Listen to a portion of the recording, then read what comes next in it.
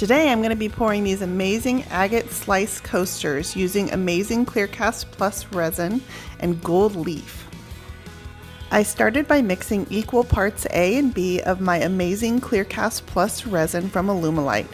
This is the most UV resistant product on the market, which will make these resin coasters perfect for outdoor use without yellowing.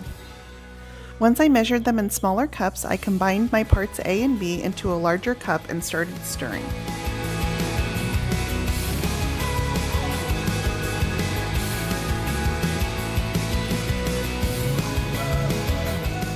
You want to stir this resin for about 4 minutes to make sure your parts A and B are sufficiently mixed. You have about 45 minutes to work with the mixture once you combine the two and the chemical reaction has started. I then took my resin mixture and poured it into 4 Dixie cups in equal parts. I'm going to be adding my color to these smaller cups. In one of my Dixie cups, I'm going to be adding gold leaf foil. You can buy gold leaf in flakes, but I don't have any, so I'm going to be breaking up gold leaf sheets that I already have. I just took a couple of the sheets that I had and added them into my resin. I stirred them up, and that caused the sheet to break apart.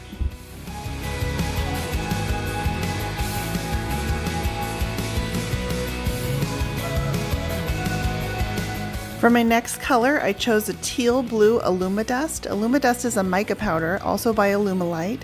This is going to add some sparkly metallic teal color to my resin. You'll be amazed how little of the Alumidust it takes to color your resin. I just use the end of a popsicle stick and add a little dash into my resin cup. Look at that sheen, you can see the sparkle already.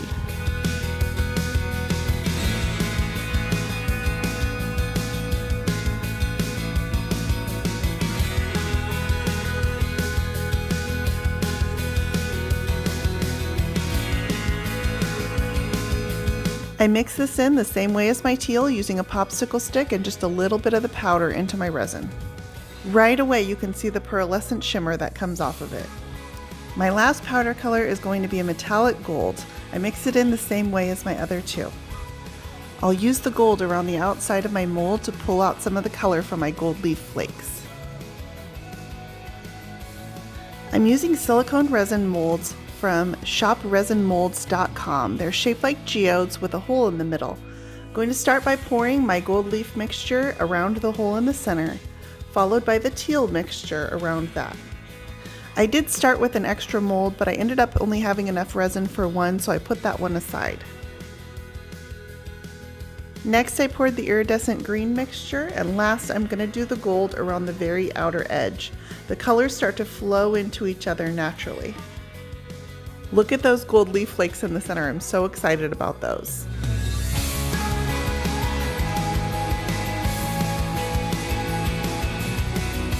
Once I had my basic color layout decided, I just used the extra resin in my cups to top off my mold. Next, I used a toothpick and started pulling my colors into each other to create some veining in my resin.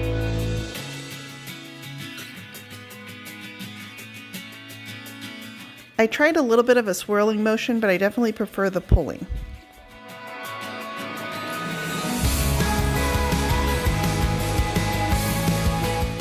I filled my mold to just below the top lip of the silicone.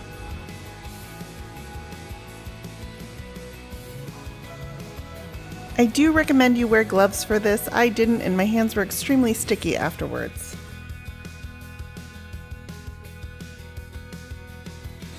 I made sure to use every last bit of resin in my cups. I do hate to waste my resin. My mixture had started to thicken at this point, but they ended up self-leveling just fine.